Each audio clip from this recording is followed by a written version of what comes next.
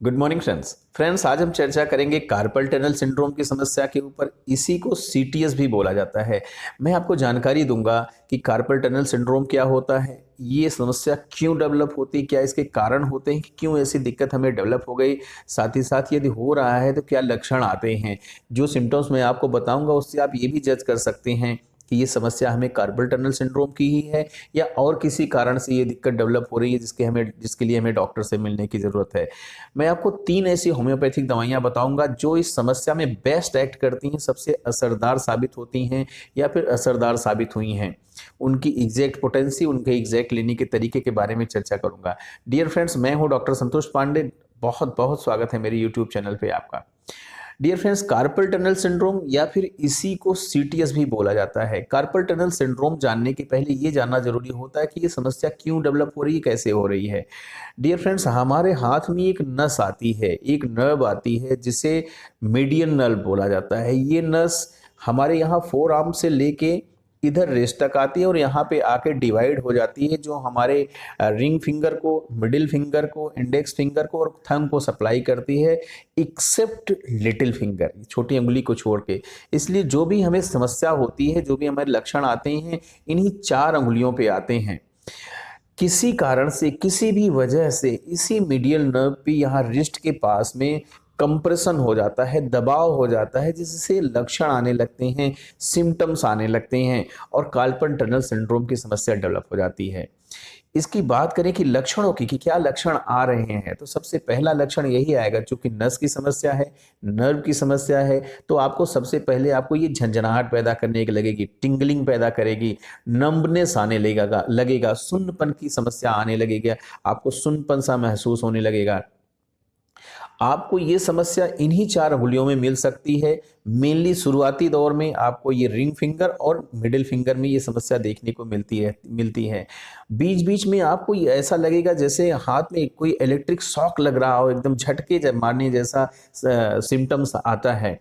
जब आप कार चलाते हैं, जब आप बाइक चलाते हैं, जब आप कुछ भी होल्ड करते हैं, चाहे वो मोबाइल फ़ोन हो, चाहे वो न्यूज़पेपर हो, चाहे वो बुक हो, तो आपको ये सिम्टम्स बढ़ जाते हैं। जब आप रात में सोते हैं, स्लीप के समय भी ये सिम्टम्स बढ़ जाते हैं।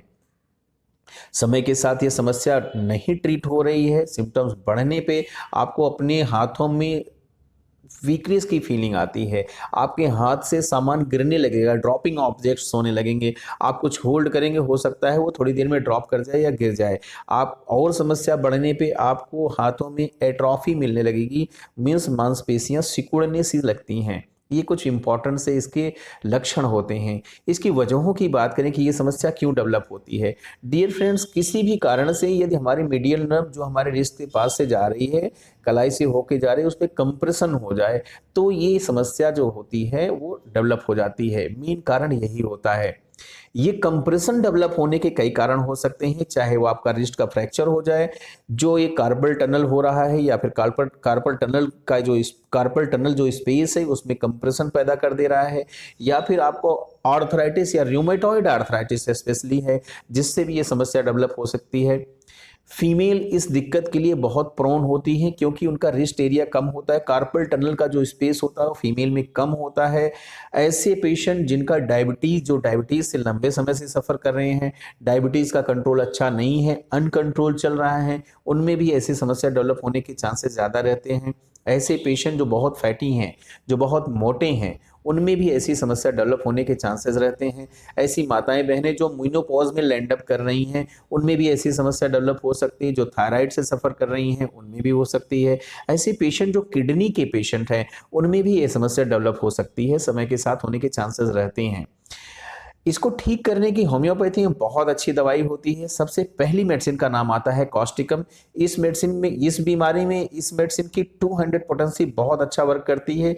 ये उस कंडीशन के लिए अच्छी मेडिसिन साबित होती है जब कार्पल टनल सिंड्रोम में आपको हाथों में अपने वीकनेस की फीलिंग आने लगती है, हाथों में पेन आने लगता है, दर्द आने लगा है, सुन्नपन सा महसूस हो रहा है, साथ ही साथ आपकी मांसपेशियां एट्रोफाइड हो रही हैं, छोटी हो रही हैं, सिकुड़ रही हैं। तो आप कॉस्टिकम मेडिसिन की 200 पोटेंसी की 4 बूंद सुबह और 4 बूंद शाम में लीजिए, अच्छा रिजल्ट पाएंगे, जल्दी से रिजल्ट आप पाने लगेंगे। दूसरी मेडिसिन का नाम आता है हाइपेरिकम। डियर फ्रेंड्स, यदि आपके हाथों में झंझनाहट हो रही है, यदि आपके हाथों में नंबनेस हो रहा है और ये झंझनाहट और नंबनेस या सुनपन ये इंक्रीज होके आपके फोर आर्म तक आ रहा है, तो हाइपेरिकम मेडिसिन बहुत अच्छा इसमें वर्क करती है। इस मेडिसिन की 200 पोटेंसी की 4 बूंद सुबह और 4 बूंद शाम में लीजिए, बेस्ट एक्ट करेगी। लास्ट मेडिसिन होती है बेलिस पर। इस मेडिसिन का मदर टिंचर इस बीमारी में अच्छा वर्क करता है।